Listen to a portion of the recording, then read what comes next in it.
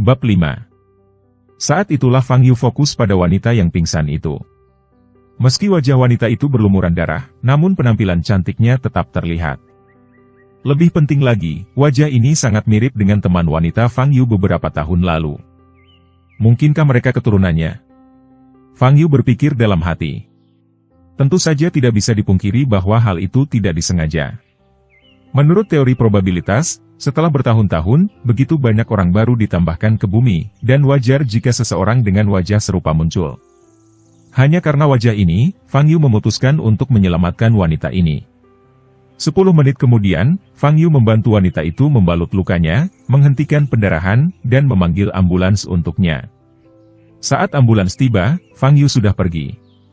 Wanita itu dibawa ke ambulans oleh para medis dan dibawa ke rumah sakit. Fang Yu mengambil sayuran segar yang baru saja dipetiknya dan berjalan pulang perlahan. Kota Jianghai, keluarga Yang, di ruang kerja. Seorang wanita menawan mengenakan piyama sutra sedang bersandar di kursi dan melihat pemandangan malam di luar jendela. Telepon di meja berdering, dan wanita itu sedikit mengernyit dan mengangkat telepon. Nona Yang, misinya gagal. Jirumei telah dikirim ke rumah sakit. Keluarga Ji telah mengirim banyak orang ke rumah sakit untuk perlindungan. Dalam waktu singkat, kita mungkin tidak memiliki kesempatan untuk. Saya hanya perlu mengetahui alasan mengapa misi ini gagal. Tidak perlu mengatakan apapun lagi, suara wanita itu sangat dingin dan mengandung niat membunuh. Kami masih menyelidiki alasannya.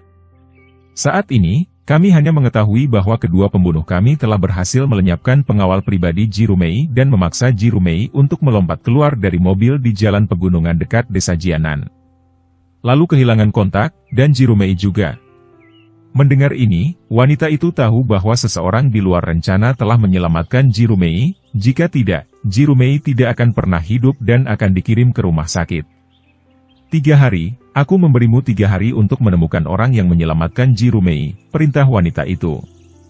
Setelah menutup telepon, wanita itu mengambil gelas anggur di atas meja dengan tangan giok putihnya, mengocoknya dengan lembut, dan melihat anggur merah tua di dalamnya bergoyang.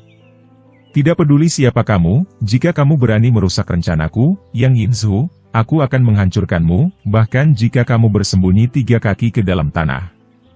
Keesokan paginya, begitu Fang Yu memasuki pintu kelas, dia melihat mejanya terbalik di ruang terbuka di belakang kelas, dan buku-buku berserakan di lantai. Namun hanya tersisa 1 kursi yang masih berdiri. Sebagian besar teman sekelas di kelas memandang Fang Yu dengan ejekan dan ejekan, sementara beberapa memandangnya dengan simpati. Fang Yu sedikit mengernyit dan bertanya, "Siapa yang melakukannya?" Tidak ada yang menjawab pertanyaannya. Fang Yu melihat sekeliling dan bertanya lagi, "Siapa yang melakukan ini?" "Oh, kamu terlihat sangat menyedihkan. Biar ku beritahu, Hidonglin dan gengnya yang melakukannya." Pada saat ini, seorang gadis berwajah cantik berkata dengan tidak sabar. Nama gadis ini adalah Jiang Yu. Sebelum Tan Xiaoro berpindah kelas, dia dianggap sebagai gadis cantik di kelas 2, dan salah satu mantan pacar Hidonglin. "Oh, dia yang melakukannya." Fang Yu mengangguk, melihat ke kursi Hidonglin, dan menemukan bahwa dia belum datang. "Dia yang melakukannya, jadi apa yang bisa kamu lakukan? Apa kamu berani menghajarnya? Kalau dia datang nanti, kamu tidak akan berani kentut." Jiang Yu berkata dengan getir. Fang Yu memandang Jiang Yu dengan ringan. Di sekolah menengah Jianghai selama lebih dari 2 tahun, dia hampir tidak merasakan kehadiran di kelas, dan dia tidak pernah menyinggung siapapun. Tapi nada bicara Jiang Yu kepadanya dipenuhi dengan rasa jijik yang tidak bisa dijelaskan. "Aku tidak menyinggung perasaanmu kan? Mengapa kamu mengatakan itu kepadaku?" tanya Fang Yu. "Haha, aku hanya ingin melihatmu tidak bahagia, lalu kenapa?"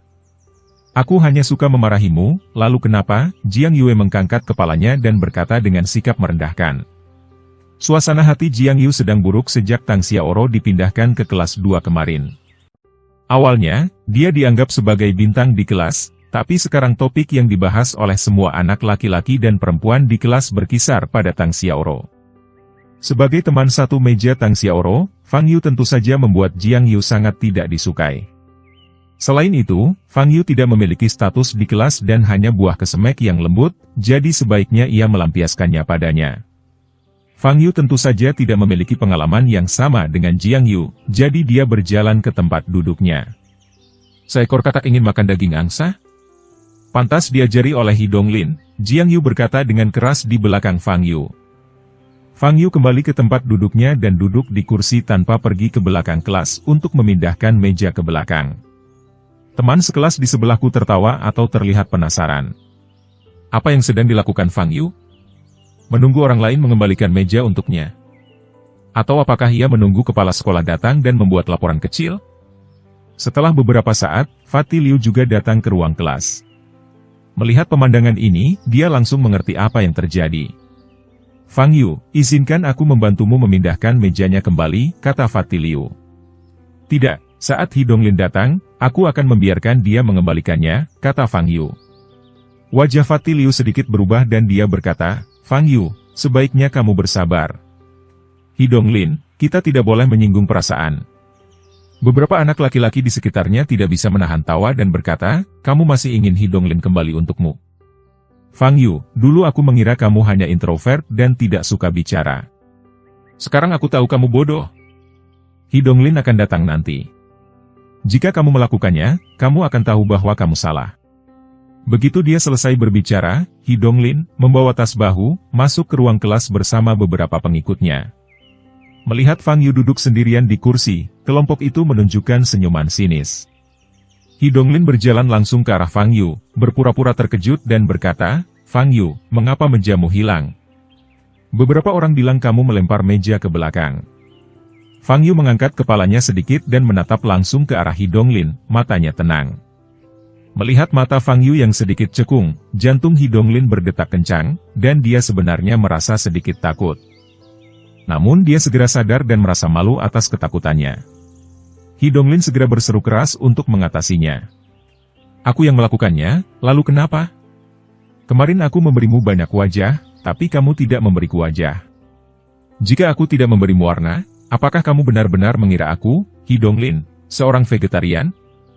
Hidonglin tidak lagi berusaha menyembunyikannya, katanya keras. Bawakan mejaku kembali, bereskan buku-buku di lantai dan letakkan di atasnya. Aku tidak akan melanjutkannya lebih jauh lagi, kata Fang Yu. Mendengar hal tersebut, tidak hanya Hidonglin, tetapi juga siswa lain di kelas tersebut pun terkejut. Tidak ada lagi pengejaran? Menurut Fang Yu, siapa dia? Dia pikir siapa yang dia hadapi? Hahaha. Fang Yu, menurutku kamu cukup manis. Hidonglin tertawa sinis. Sialan, kakak Donglin, aku tidak bisa menahannya lagi. Aku benar-benar ingin memukul anak ini untuk menghilangkan amarahku, Hu Tao mengepalkan tangannya dan berkata. Pada saat yang sama, beberapa pengikut Hidonglin mengepung Fang Yu. Melihat adegan ini, sebagian besar siswa di kelas memasang ekspresi bercanda, terutama Jiang Yu yang ingin melihat Fang Yu dipukuli hingga menangis. Liu gemuk, dengan keringat di dahinya, buru-buru keluar kelas dan berlari ke kantor. Dia harus segera menemukan kepala sekolah, jika tidak, Fang Yu akan menderita kerugian besar. Apa yang baru saja kamu katakan? Katakan lagi, Hidonglin meletakkan tangannya di pinggul dan menatap Fang Yu dan berkata. Aku memintamu untuk memindahkan mejaku kembali ke posisi semula dan menyingkirkan buku-buku di lantai, kata Fang Yu. Persetan denganmu. Sebelum Fang Yu bisa menyelesaikan kata-katanya, wajah Hidonglin tiba-tiba berubah menjadi ganas, dan pada saat yang sama dia mengulurkan telapak tangan kanannya dan menampar wajah Fang Yu. Namun detik berikutnya, tangannya dipegang erat oleh Fang Yu, tidak bisa bergerak. Kamu berani melawan? Hu Tao di samping langsung mengangkat kakinya dan menendang dada Fang Yu. Namun kaki yang menendang juga dipegang erat oleh Fang Yu. Kamu yang mengambil langkah pertama, kata Fang Yu ringan, menjabat kedua tangannya dengan kuat pada saat yang bersamaan. Bang, bang. Hidonglin dan Hu Tao langsung terbang dan jatuh di tanah terbuka di belakang kelas, mengeluarkan dua suara teredam. Apa yang terjadi? Tidak ada yang bisa bereaksi. Saat ini, Fang Yu sudah berjalan ke belakang kelas, menatap Hidonglin dan Hu Tao yang pusing setelah terjatuh. Pindahkan mejaku kembali ke posisi semula, kata Fang Yu dengan tenang. Kapan Hidonglin pernah menderita kerugian seperti itu? Dia menjadi pucat karena marah dan berkata dengan marah, Fang Yu, kamu berani menyerangku? Aku ingin kamu menyesalinya, ah! Fang Yu menginjak tangan kanan Hidonglin dan mengerahkan sedikit tenaga. Hidonglin merasakan sakit yang menyayat hati di tangan kanannya dan mulai menangis. Pindahkan mejaku kembali ke posisi semula, kata Fang Yu lagi. Aku akan meniduri ibumu, aku akan meniduri ibumu, Fang Yu, tunggu saja aku, tubuh Hidonglin berguling kesakitan. Krak! Suara patah tulang yang mengerikan terdengar di ruang kelas yang sunyi. Aku ulangi untuk terakhir kalinya, pindahkan mejaku, kembali ke posisi semula, kata Fang Yu, masih tanpa ekspresi. Bab 6. Ruang kelas bergema dengan ratapan tragis Hidonglin, tapi selain itu suasana menjadi sunyi. Tidak ada yang menyangka bahwa Fang Yu, yang biasanya tidak dikenal, bisa memiliki sisi yang begitu kejam dan sadis. Tulang tangan Hidonglin langsung hancur di kaki Fang Yu. Setelah melihat adegan ini, pengikut lain yang awalnya berencana menyerang Fang Yu merasa dingin di hati dan tidak berani bergerak. Guru, berjalanlah lebih cepat. Jika kamu mengambil beberapa langkah lebih lambat, Fang Yu mungkin akan terluka parah. Saat ini, terdengar suara langkah kaki di luar pintu kelas, dan suara Fatih Liu. Segera, Huang Hai dan Fatih Liu masuk dari pintu belakang kelas. Begitu mereka memasuki pintu, mereka melihat adegan tragis Fang Yu menginjak tangan Hidonglin, dan Hidonglin bergerak-gerak kesakitan. Ini benar-benar berlawanan dengan apa yang dibayangkan oleh Fatih Liu. Untuk sesaat, Fatih Liu tercengang dan membeku di tempat. Huang Hai bereaksi, wajahnya menjadi pucat, dan dia berkata dengan marah, "Apa yang terjadi? Apa yang terjadi? Apakah kamu ingin menggulingkan dunia?" Melihat Fang Yu tidak bereaksi, Huang Hai segera menghampiri Fang Yu, menunjuk ke arah Fang Yu dan berkata, "Fang Yu, beraninya kamu menganiaya teman sekelasmu. Mengapa kamu tidak mengangkat kakimu?" Fang Yu melirik Huang Hai dan berkata, "Merekalah yang memulai penyerangan, dan mereka juga melemparkan meja dan buku saya ke belakang. Jadi bagaimana jika mereka menyerang lebih dulu? Salah jika kamu memukul dan melukai seseorang. Segera lepaskan kakimu." Huang Hai sangat marah hingga tubuhnya gemetar. Ayah Hidonglin, Hi Wencheng, adalah pemilik perusahaan konstruksi lokal, pemarah, dan memiliki banyak saudara yang bekerja keras untuknya. Jika masalah ini tidak ditangani dengan baik, tidak hanya Fang Yu yang akan menderita, tetapi Huang Hai juga akan kena getahnya. Baik. Fang Yu menjauhkan kakinya. Huang Hai menghela nafas lega. Tapi dia belum merasa lega. Ledakan. Fang Yu menendang perut Hidonglin, menjatuhkannya langsung ke dinding belakang kelas. Dia memuntahkan seteguk besar darah dan pingsan. Setelah tendangan ini, aku anggap impas, kata Fang Yu ringan. Melihat kondisi Hidonglin yang menyedihkan, Huang Hai merasakan hawa dingin muncul dari telapak kakinya. Dia tidak bisa membayangkan bagaimana reaksi Hi Wencheng ketika dia melihat putranya yang berharga, dipukuli hingga menjadi seperti sekarang ini. "Kamu," Huang Hai menunjuk ke arah Fang Yu, yang terlihat acuh tak acuh. Ia sangat marah hingga tidak dapat lagi berbicara. Dia tidak menyangka bahwa Fang Yu, yang telah damai selama lebih dari 2 tahun, akan menyebabkan masalah besar baginya sebelum lulus SMA. "Cepat dan bawa Hidonglin dan Hu Tao ke rumah sakit." Huang Hai berteriak kepada para siswa yang tertegun. Beberapa pengikut Hidonglin bereaksi, dengan cepat melangkah maju, dan membawa 2 orang yang terjatuh ke tanah keluar kelas. Huang Hai menoleh, menatap Fang Yu, dan berkata, "Kamu, ikutlah ke kantor bersamaku." Liu gemuk memandang Fang Yu, matanya penuh rasa tidak percaya dan sedih. Dia tahu bahwa masalah yang dialami Fang Yu hari ini pasti tidak dapat diubah. Hasil terbaiknya adalah Fang Yu dikeluarkan dan kemudian membayar biaya pengobatannya. Hasil terburuknya adalah, Fang Yu menderita kemarahan Hi Wencheng dan menghilang dari kota Jianghai. Setelah Fang Yu mengikuti Huang Hai keluar kelas, ruang kelas menjadi semarak seperti penggorengan. Sial, Fang Yu terlalu galak, mengalahkan Hidonglin hingga kondisinya menyedihkan. Dulu aku mengira Fang Yu adalah orang yang sangat tertutup sehingga dia bahkan tidak berani mengucapkan sepatah kata pun. Aku tidak menyangka dia bisa begitu kejam. Baik laki-laki maupun perempuan sedang mendiskusikan Fang Yu, dan banyak dari mereka tidak hanya terkejut tetapi juga sedikit lega. Hidonglin mengandalkan latar belakangnya untuk menjadi sombong di kelas, dan banyak orang sudah lama tidak menyukainya. Hari ini, Fang Yu mengalahkan Hidonglin seperti ini, yang dapat dianggap melakukan sesuatu yang benar-benar ingin mereka lakukan tetapi tidak berani melakukannya.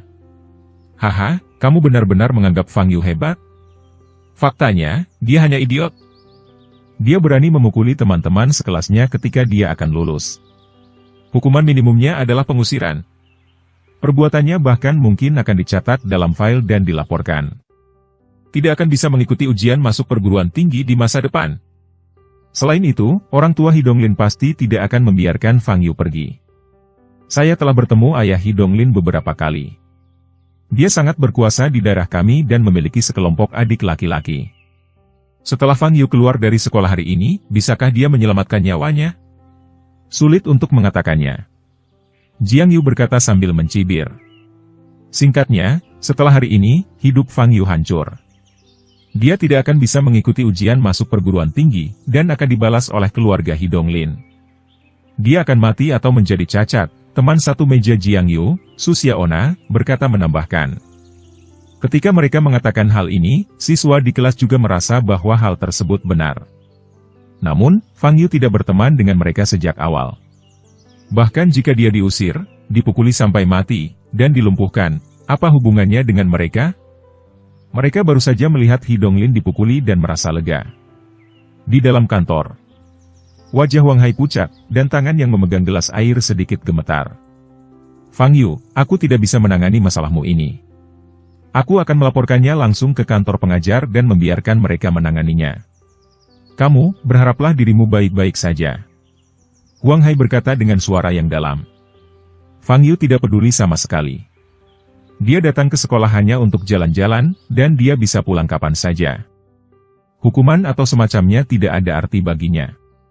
Provokasi Hidonglin membuatnya merasakan kesenangan yang telah lama hilang setelah merasa bosan dalam waktu yang lama. Meskipun Fang Yu telah hidup selama ribuan tahun, dia masih seorang biksu dalam tahap pemurnian Qi yang bahkan belum membangun fondasi. Intinya, Fang Yu masih manusia, dan selama dia masih manusia, dia akan marah.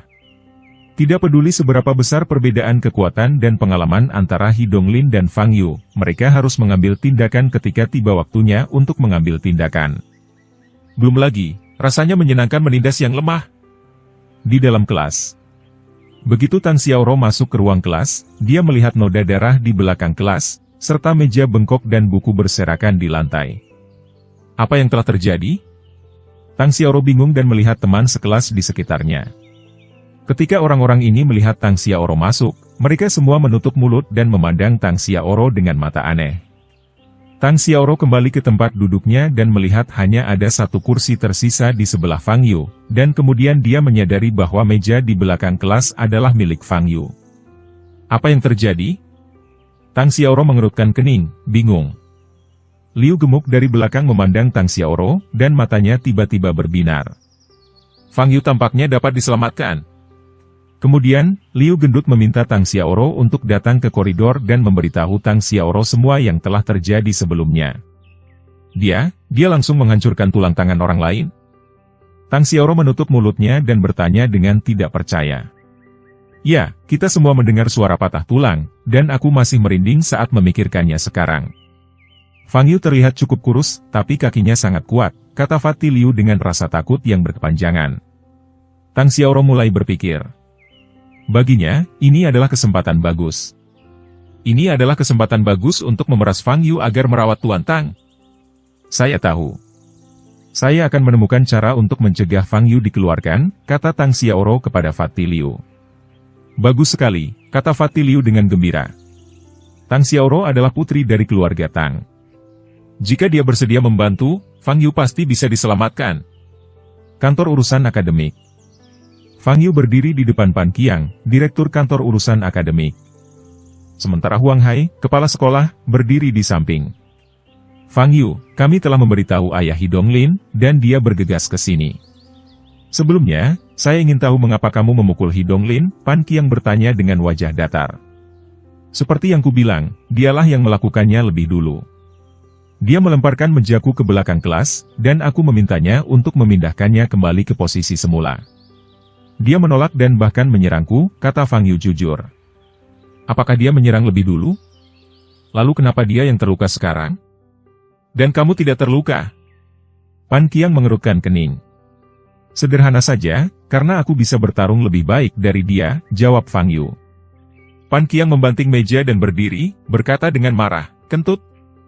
Kamu memukul seseorang dan bertingkah seolah itu wajar? Apakah kamu terlihat seperti pelajar? Apakah kamu terlihat seperti remaja? Saya akan memanggil anggota keluargamu untuk melihatnya bagaimana mereka mengejarimu." "Saya tidak punya anggota keluarga, jadi saya tidak perlu menelepon," kata Fang Yu. "Tidak ada anggota keluarga?" Pan Qiang memandang Huang Hai. Huang Hai ragu-ragu dan berkata, "Direktur Pan, Fang Yu, memang tidak memiliki anggota keluarga. Filenya menunjukkan bahwa dia adalah seorang yatim piatu dan dibesarkan oleh seorang lelaki tua.